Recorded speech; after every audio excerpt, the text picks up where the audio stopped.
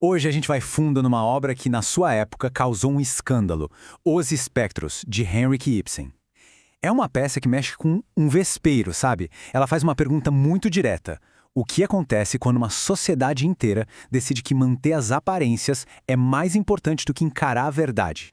E aqui já está a chave para entender tudo. Quando Ibsen fala de espectros, ele não está falando de fantasmas de lençol. Não, não. É algo bem mais real e assustador. O peso do passado, as mentiras sociais que a gente herda e que ficam assombrando o presente. Então, a ideia central é essa. Os espectros são a conta que chega. São as consequências dos segredos guardados, dos pecados dos pais, que se manifestam de forma bem literal na vida dos filhos. Vamos ver como o Ibsen constrói essa tragédia, passo a passo. A história começa na casa da família Alving. E, à primeira vista, tudo parece perfeito, sabe? Um clima de respeito, de dever. Eles estão prestes a inaugurar um orfanato para homenagear o falecido Capitão Alvin. Um gesto super nobre, né? Pelo menos é o que parece. E o cenário já diz tudo. É uma casa imponente, mas o tempo está fechado, chuvoso, dando aquele tom meio opressivo. Ali a gente conhece a viúva, a senhora Alvin, sempre muito digna. Junto dela, o pastor Manders, que é tipo o pilar moral da comunidade. E o grande projeto é esse orfanato, que vai selar de vez a fama de herói do Capitão Alvin. A fachada está montadinha. Só que essa superfície de respeito é bem fininha, e a primeira rachadura não demora a aparecer, justamente na conversa tensa entre a senhora Alvin e o pastor Manders. Pois é, a gente descobre que, anos atrás, a senhora Elvin tentou largar o marido e fugir de um casamento que era um inferno. Mas quem a convenceu a voltar? O pastor. E não foi por amor, não. Foi pelo dever, pela reputação. A pressão social foi mais forte que o bem-estar dela. E isso é um ponto central da peça. A partir desse momento, as coisas começam a desmoronar de vez. Aquela imagem do Capitão Alvin como um homem honrado, o herói que vai ganhar uma homenagem, começa a se despedaçar. E olha só que hipocrisia. De um lado, o mito, o homem que todo mundo admirava.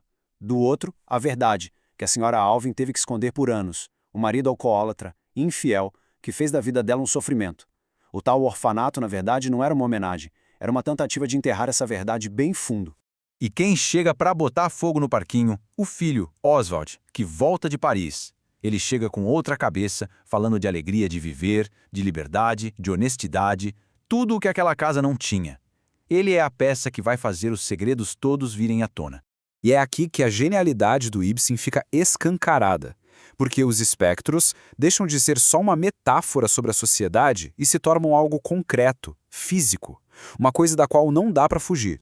Essa é a revelação mais chocante da peça. O Oswald conta que tem sífilis congênita. Ele herdou a doença da vida desregrada do pai. O pecado do pai não é só uma lembrança ruim, é uma sentença de morte biológica para o filho inocente. O passado literalmente envenenou o futuro. A lógica é brutal. É uma corrente implacável. O pai vive de qualquer jeito, a doença é passada adiante, o filho herda essa bomba relógio e, no fim, o passado não só assombra, ele destrói fisicamente o futuro. A tentativa da senhora Alvin de proteger o filho do legado do pai fracassou do jeito mais cruel possível. E quando a gente pensa que não dá para piorar, Ibsen mostra que dá sim. Ainda faltou uma última peça nesse quebra-cabeça macabro. Um segredo que conecta todo mundo naquela casa de uma forma terrível. A empregada da casa, a Regina, por quem o Oswald estava se interessando, é filha ilegítima do Capitão Alvin. Ou seja, ela é meia-irmã dele. A ameaça de incesto ali, no ar, é o golpe de misericórdia que destrói qualquer resquício de honra ou normalidade naquela família. Com todos os segredos na mesa, a destruição é total. Tanto o símbolo da mentira quanto as vidas das pessoas são simplesmente aniquilados no final da peça. A noite final é uma avalanche de tragédias. Primeiro, o orfanato. O monumento à mentira queima até o chão. De manhã, a tragédia pessoal chega ao seu clímax.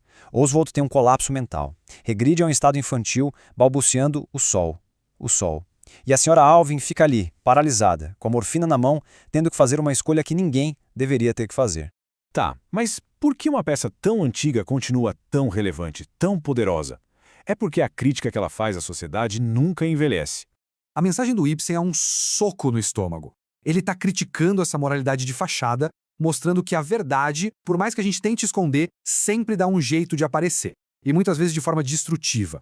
A peça nos força a ver como essas convenções sociais rígidas, essas ideias mortas que a gente segue por costume, podem envenenar gerações. No fim, o maior espectro de todos é aquela mentira que todo mundo concorda em tratar como se fosse uma virtude.